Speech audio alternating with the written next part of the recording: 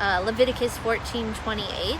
It talks about how Moses took the sacrificial blood and he did something interesting. He put it on Aaron's right ear, right thumb, and right big toe.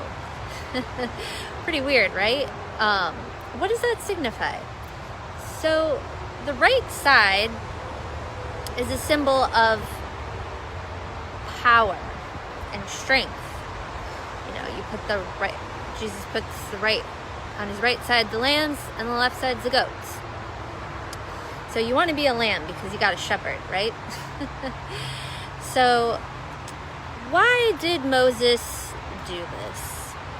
First of all, he took the rest of the blood and put it around the four corners of the altar, which represents the four corners of the world. So if you sin, your sin is completely gone because it's on the four corners.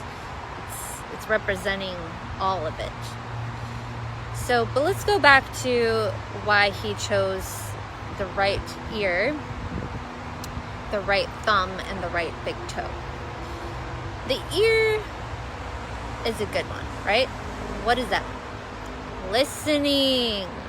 It represents listening.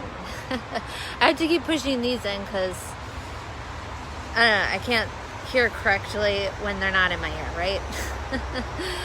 But yeah, I think, you know, you need to think of prayer as listening. It's not all talk, talk, talk, right? Because when we talk to God, it's not all talking.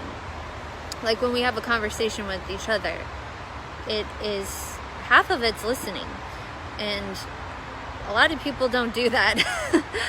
I know it's a bit awkward on YouTube because I'm like talking, but I know you're listening. So, but yeah, so prayer, a lot of it is listening.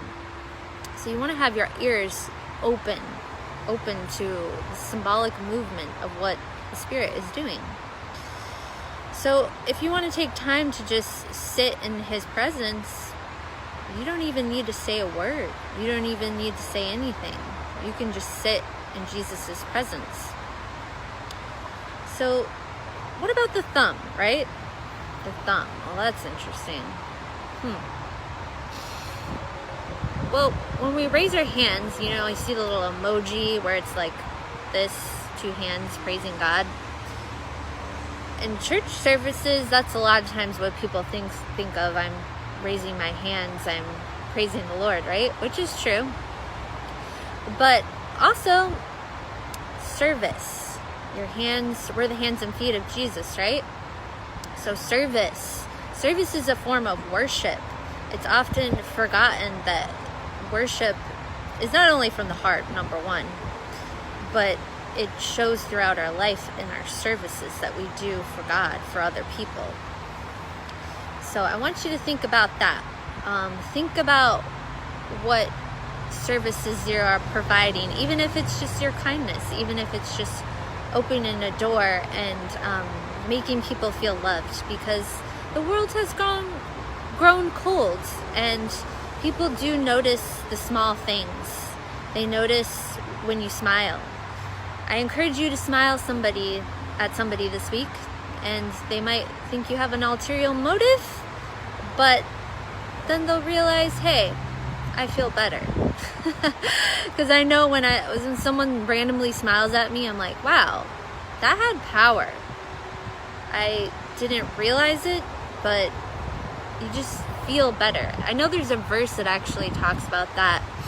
I can't remember the specific verse, but if you Google it, I'm sure you can find it. But the last one, the toe, right?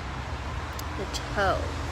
Well, they say if you lose your big toe, then you're practically crippled because you can't walk straight. So losing your toe would be like losing your walk with God, losing your walk in life, being lost. You don't want to lose that.